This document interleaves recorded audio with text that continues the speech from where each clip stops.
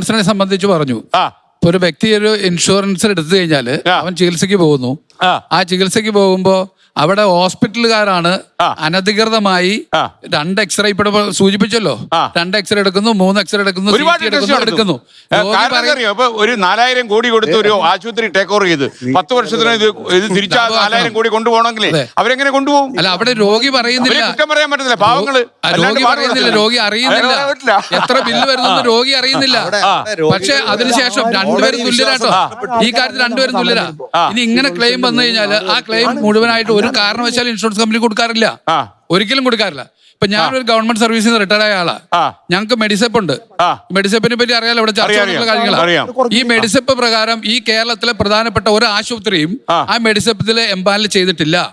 കാരണം ഈ ഹോസ്പിറ്റലുകാർ വാങ്ങുന്ന തുക, ഒരു ട്രീറ്റ്മെന്റ്, ഒരു സർജറിക്ക് വാങ്ങുന്ന തുക, അത്രയും തുക ഇൻഷുറൻസ് കമ്പനി കൊടുക്കുന്നില്ല. ഒറ്റ കാരണമുള്ളൂ, അവർ കൊടുക്കാത്തതിന്റെ പേരിൽ ഈ ഹോസ്പിറ്റലുകാർ ആരും ഇവർ എംപാനൽ സ്വീകരിക്കുന്നില്ല, എടുക്കുന്നില്ല. അപ്പൊ എന്താണ് സംഭവം? അപ്പൊ എന്താണ് സംഭവം? എല്ലാ ഹോസ്പിറ്റലും മെഡിസെപ്പ് എംപാനൽ ചെയ്തിട്ടുണ്ട്. എംപാനൽ ചെയ്തിട്ടില്ല സാർ. എന്റെ അടുത്ത് ലിസ്റ്റ് ഇരിപ്പുണ്ട്.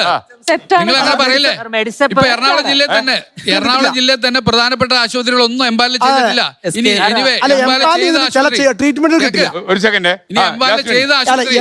ചെയ്തിട്ടുണ്ടാവാം, പക്ഷെ പല ഉദാഹരണം പറയാം. ഒരു ആശുപത്രിയിൽ ആകപ്പാടെ ഹാർട്ട് സർജറിക്ക് മാത്രമേ, വേറെ ഒന്നുമില്ല അവിടെ. ഇൻഷുറൻസ് പ്രശ്നം അറിയോ? വേണ്ട ആൾക്ക് അവർ ഇൻഷുറൻസ് കൊടുക്കൂല, അതാണ് പ്രശ്നം. വേണ്ട ആൾക്ക് വയസ്സാരല്ലോ, പ്രായ ആൾക്ക് കൊടുക്കൂല, ഓട്ടോമ്യൂൺ ഡിസീസുള്ള ആൾക്ക് കൊടുക്കൂല, ക്യാൻസർ ഉള്ള ആൾക്ക് കൊടുക്കൂല. പിന്നെ ആർക്കാണ് ഇൻഷുറൻസ് വേണ്ടത്? എങ്ങനെ റിജക്ട് ചെയ്യാന്നുള്ള മാത്രമേ ഈ ഹെൽത്ത് കെയറിനോടുള്ള ഒബ്സഷൻ എന്ന് മാറിയാൽ മാത്രമേ ജനം രക്ഷപ്പെടുള്ളൂ. ഒബ്സഷൻ എന്ന് പറഞ്ഞാൽ ഈ വല്ലാതെ എല്ലാ ടെസ്റ്റുകളും പേടിക്കുവാണെന്ന്. അതാണ് മോസ്റ്റ് എന്താ മരിച്ചു പോകുന്നതല്ലേ, പ്രായമായിട്ട് മരിച്ചുപോയ എന്താണെന്ന് വിചാരിക്കണം. ഒന്നാമത് മലയാളികൾ വിചാരിക്കുന്നത് ഒരു 150 അങ്ങനെയാണ് മലയാളി തോൽപ്പിക്കാൻ പോകുന്നതെന്നാണ് എനിക്ക് ഞാൻ പറയുന്ന. ഈ ഒബ്സഷന്റെ പറഞ്ഞ ഞാൻ വേറൊരു കാര്യം പറഞ്ഞു. എനിക്ക് 2 മക്കളും 3 ഗ്രാൻഡ് ചിൽഡ്രനും ഉണ്ട്. ഈ 3, 2, 5 പേർക്കും പെരിയാട്രീഷ്യൻ ഉണ്ടായിട്ടില്ല. ഒരു കുഴപ്പമില്ല. അത് അങ്ങനെ അതിന്റെ ആവശ്യം ഉണ്ടായിട്ടില്ല എന്നുള്ള. മരിക്കാൻ ഞാൻ തയ്യാറാണെന്ന് പറഞ്ഞാൽ ഇവര് തോറ്റു.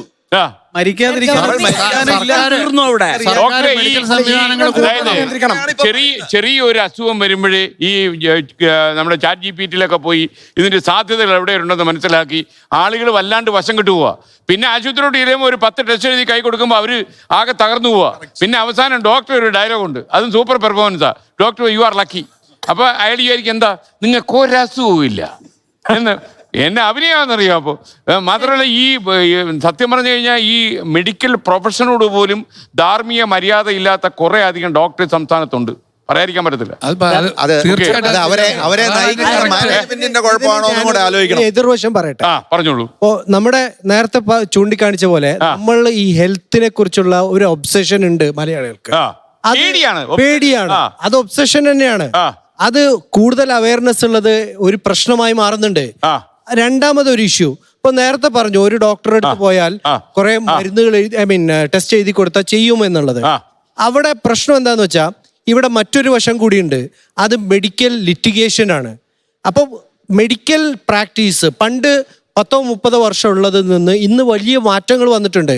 അതായത് ഡിഫെൻസീവ് പ്രാക്ടീസിലേക്കാണ് ഡോക്ടേഴ്സ് പോകുന്നത്. എന്തുകൊണ്ട്?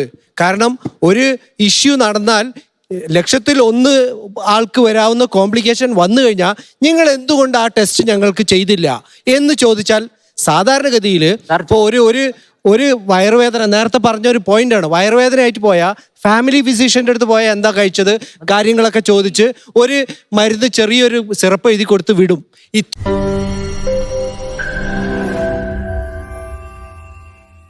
ലോകത്തെവിടെയായാലും ഏത് സമയത്തും 24 വാർത്തകളും ഓഗ്മെന്റഡ് റിയാലിറ്റി പാക്കേജുകളും എക്സ്പ്ലെയിനറുകളും വിശദമായി കാണാൻ ഞങ്ങളുടെ യൂട്യൂബ് ചാനൽ നിങ്ങൾക്ക് സബ്സ്ക്രൈബ് ചെയ്യാം.